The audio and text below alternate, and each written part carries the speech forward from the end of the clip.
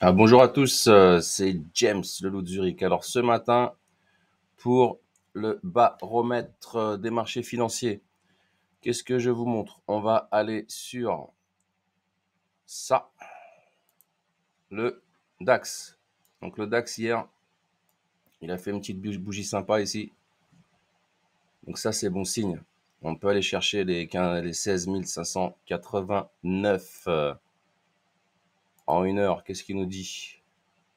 En une heure, il nous dit les 16 650 à surveiller.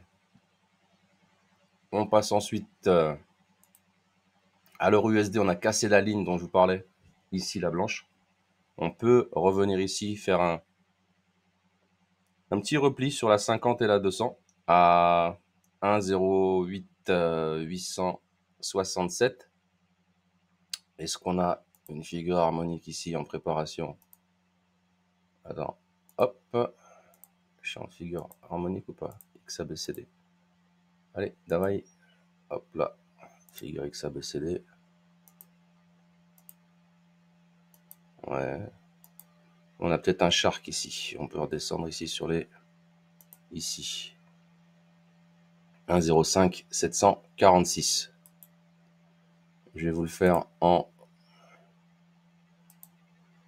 horaire. Voilà. Horaire, qu'est-ce qu'on a? Ouais, dans la cassure, elle était bien là. Ouais, en horaire, on aurait pu avoir ça. Hop, 1, 2, 3, 4, ici. On peut revenir ici, on a une petite vague de Wolf qu'on a pété là. Il fallait rentrer par là. On peut aller chercher la 200 autour des 1, 10, 194. Puis un peu plus bas ici, là. Cette zone-là qu'on a beaucoup travaillé. Les 1,09 800. Voilà, ça c'est pour l'euro USD. On va enlever ça. Je vais vous montrer un truc ensuite par rapport, un truc sympa par rapport à la monnaie. Voilà. On va prendre l'USD JPY. Il est à la cave. Regardez la zone de short. Je l'ai indiqué il y a longtemps. Ça fait un moment déjà. Depuis le mois d'août, j'ai tracé tout ça. Regardez, tu vois, c'est des zones de short. Ici, ça l'a pas fait, mais par contre, celle-ci, les 152. À partir de 150, 152, surtout 152, la BOJ elle intervient. Regardez ce qui se passe. On est descendu, ça a dégueulé, mais de malade. Ça, je l'avais dit à mes élèves et à mes clients. Regardez ce qu'on a fait. Moins 7,72%. C'est énorme. Énorme. Donc voilà. La vague de Wolf ici, elle est toujours bonne. On peut toujours aller chercher peut-être les 136 ou 137, ces zones-là. La première, c'est celle-ci que j'avais tracée, elle est là. On est dessus. Et la deuxième, elle est là. Autour des...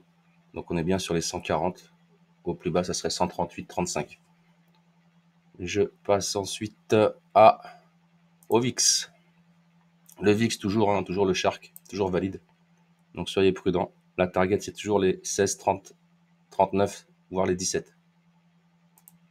Le S&P, le S&P, il a encore explosé.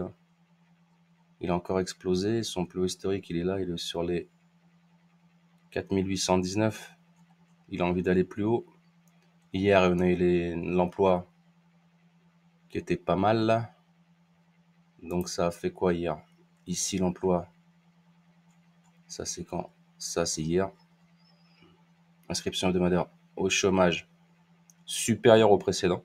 Donc c'est toujours, il faut regarder cette case-là, actuelle, et là. Les prévisions, c'est bien, mais il faut regarder si c'est supérieur ou inférieur au précédent. C'est supérieur, donc c'est moins inflationniste. Donc logiquement, ça aurait dû monter. Donc, on en était où? On en était à S&P. Le marché, il est un petit peu monté ici. Moi, je target toujours ces niveaux-là, les 4643. Mais on peut aller chercher le double top. Ils l'ont tous fait sauf le Nasdaq, sauf le S&P. Donc pourquoi le S&P ne le ferait pas? On verra. Puis après, on descendrait. La zone de short, c'est toujours la même. Au plus haut, c'est 4918, 4754. L'or. L'or, on peut toujours descendre sur la moyenne mobile exponentielle 50, les 2005, d'accord? puis après, ça serait les 1946. La zone de short, ce serait plutôt les 2228, 2132. Voilà, soyez vigilants. Faites attention ici, la divergence avec le ROC, elle a très bien fonctionné. Le ROC est en territoire positif, on peut aller chercher un double top et faire 2145. Attention. Le gaz naturel, on est toujours bien orienté à la hausse. On peut aller chercher la moyenne mobile exponentielle 50 autour des 2,75-42 ou la 200 autour des 3,08-51. Le CAC, ça c'est une bonne nouvelle. On a une belle bougie rouge. Donc il vient de faire le gap là, il va le faire là, où il a déjà fait là, le gap ici là, des 7529.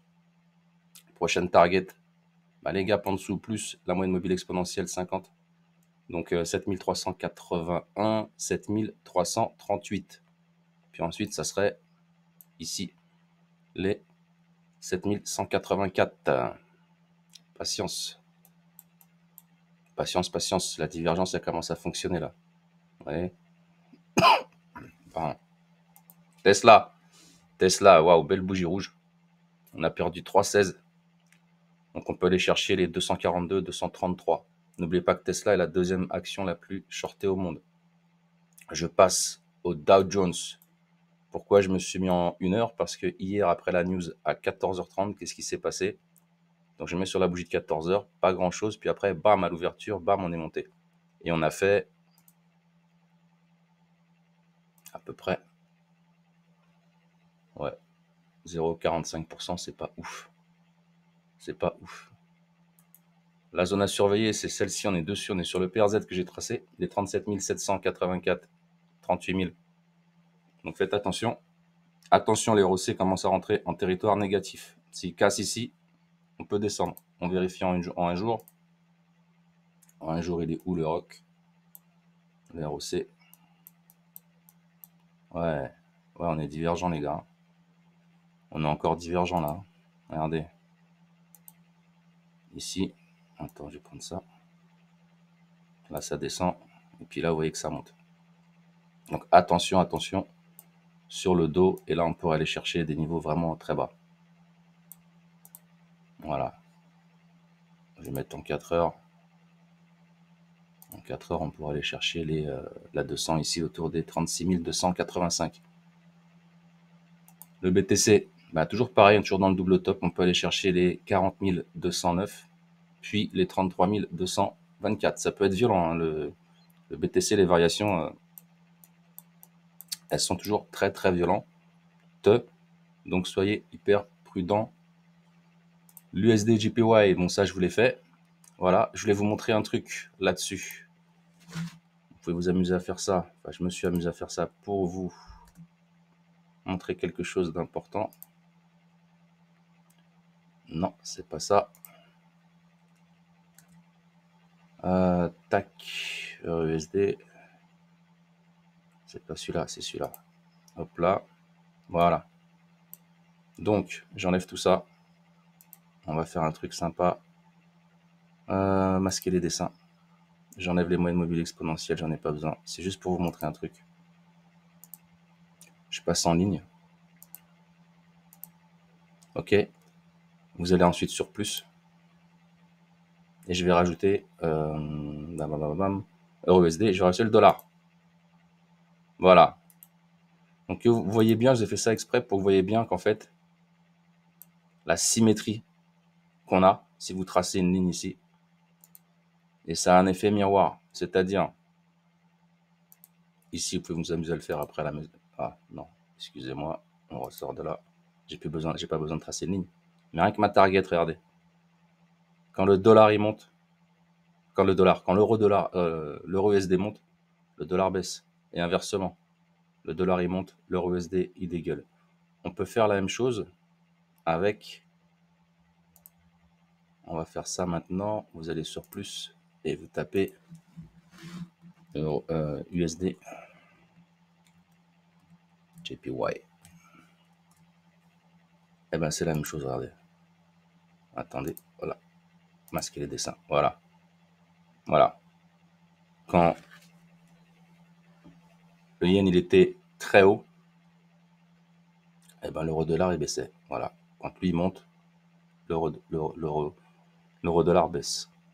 On peut faire la même chose avec encore autre chose qui va vous plaire. Je vais prendre par exemple le gold.